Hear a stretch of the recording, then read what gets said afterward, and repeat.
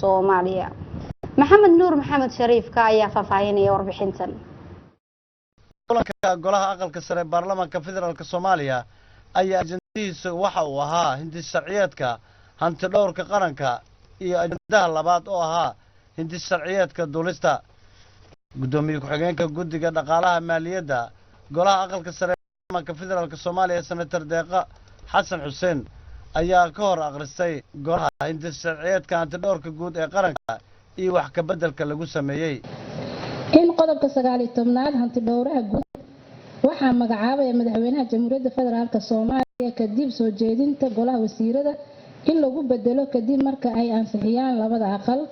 waa la qaatay waxaa meel mariyay golaha wasiirada waxa meel marinaya golaha wasiirada u gudbinaya labada aqal ee baarlamaanka federaalka Soomaaliya si ay u ansixiyaan. kadib ansixinta baarlamaanka federaalka waxaa digreeto madaxweyne ku soo saaray madaxweynaha Jamhuuriyadda Federaalka Soomaaliya.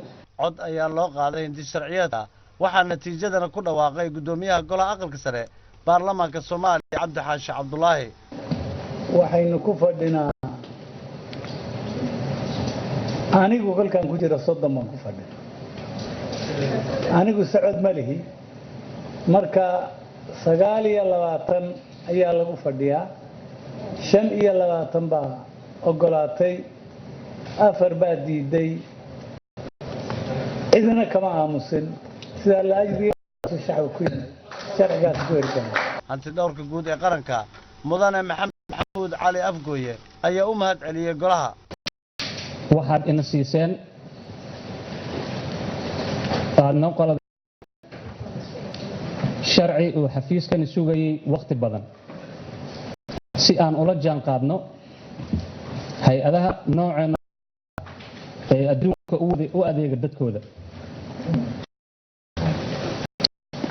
waxaan rabaa inaan idin xasuusiyo sharciga aanu ka dhaqaaqnay hadda inuu yahay sharci la ansixiyay 1972 48 sano ka hor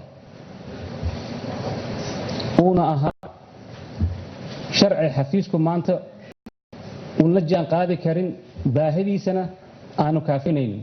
dhinaca kale waxaa la gudagalay ajandaha labaad ee ah akhrinta labaad ee sharciyeedka duulista.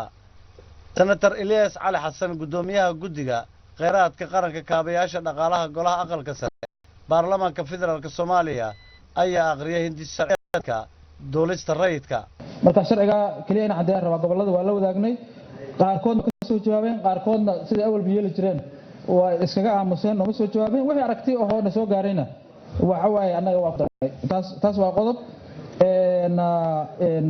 heshiiska Chicago senataraan weydiiyay oo leeyihiin kuma lifaaqna annaga heshiiska lifaaqa waa xeer caalami ah oo wuxuu la mid yahay shuruuc badan oo kale la tiigsan jiray oo maaragtay mana lagu soo lifaaqi jirin af Soomaali ahaan turjumana waxay u baahan tahay qarash iyo maaragtay waqtigeeda marka waxyaalo la sameyn jiray ma ahan.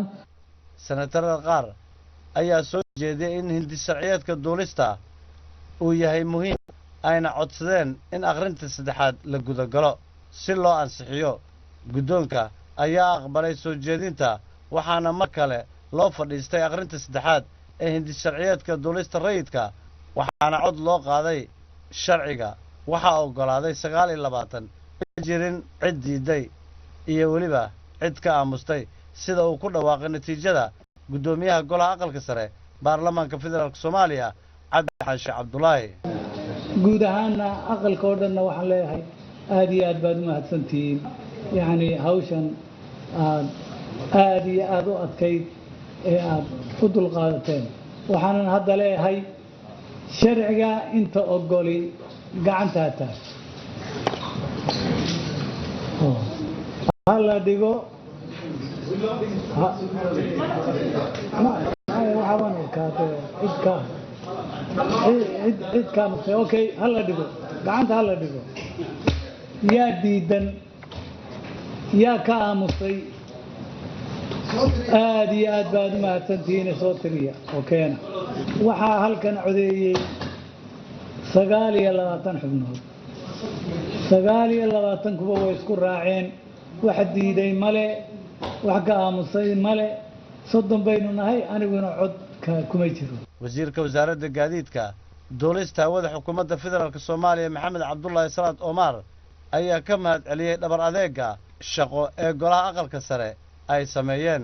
ahmiyadda sharciga uu leeyahay mar haddii idiin soo gudbiyey idinkana aad iska soo dhammayseen runtii waa idinka mahad celinaynaa insha allah tacaala inta inoo hartay dhammaystirka dib u dhiska saadaasha hawada insha allah tacaala sharcigan ayay badi ku xirnayaan isagana maanta uu naga gudbay aad iyo aad ayaan runtii idinku mahad celinaya oo xilli casar ah subaxii ilaa iyo maanta oo casar ah inoo fadhiyana sharcigan noo ansixisiin aad iyo aad ayaan idinku mahad celinaya. Thank you very much. guud ahaan fadhiga waxaa soo xiray gudoomiyaha golaha aqalka sare baarlamaanka Soomaaliya cabdi xaashi cabdullaahi. maxamed nuur maxamed shariifka warbaahinta qaranka Muqdisho.